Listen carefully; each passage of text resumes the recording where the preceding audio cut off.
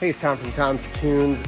We're gonna dive in a quick abbreviated version of installing plywood on a crest pontoon. This is a year 2000, so we have a what I call U-channel, but on these models it wraps back around, and that's gonna give us a place underneath the boat to run a bolt through the bottom, through the tab, and into the plywood. If we take a look, we've got some started already. These are already in. This is an elevator bolt. It looks like this. We countersink it slightly, and then we bolt through. We're going to show you the process on getting this next seam and center board installed. I'm going to start by clamping, making sure we're nice and tight on both sides. And then we're going to head underneath the boat to run holes up through. Come with me. I will usually work sort of one board at a time. We're just going to show you a few holes here to see what it looks like. So this is my seam. What I'm going to do here is run my hole up through here, make sure that I catch the hole in the tab, and I'm drilling up from the bottom. I'm not making any new holes in the aluminum. Simply running right through with a 1/4-inch drill bit up through the existing holes.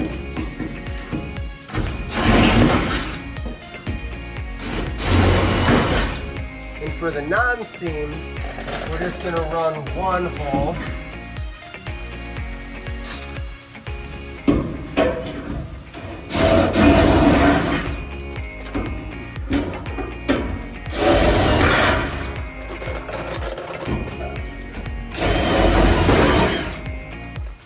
We need to go back to the top side to countersink and run our bolts through. Let's go back up there.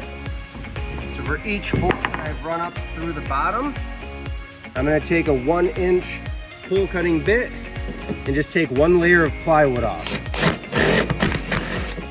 Just countersink it slightly, and then I'm going to use a hammer to drive this down into the plywood.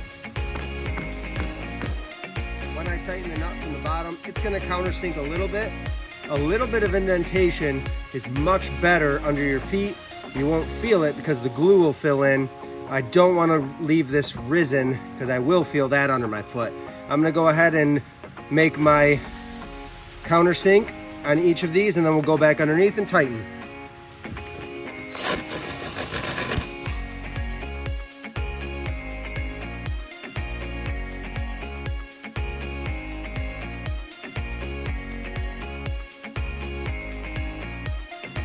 Done on top, let's go underneath and tighten these. So one at a time. This is why this takes a little longer, quite a bit longer than self-tappers. But I'm just gonna tighten. I like to do this by hand so I can get it really snug down.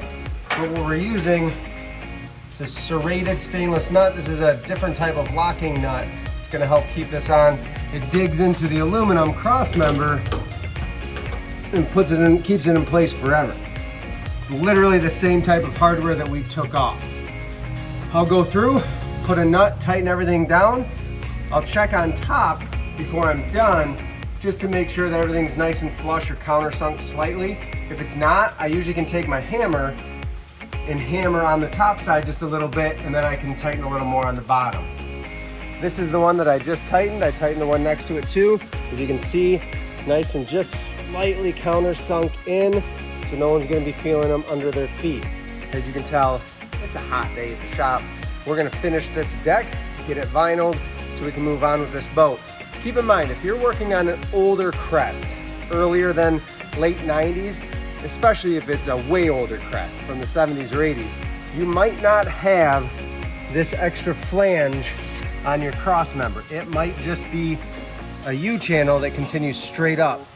In that case, you won't have this extra tab to go through, so be careful when you're tightening those nuts on the bottom to not over tighten, because it will dimple your seams down in. Just keep that in mind. This is our crest.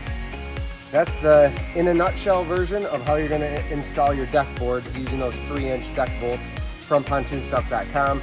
I'm gonna keep sweating and get back to work. Thank you for watching.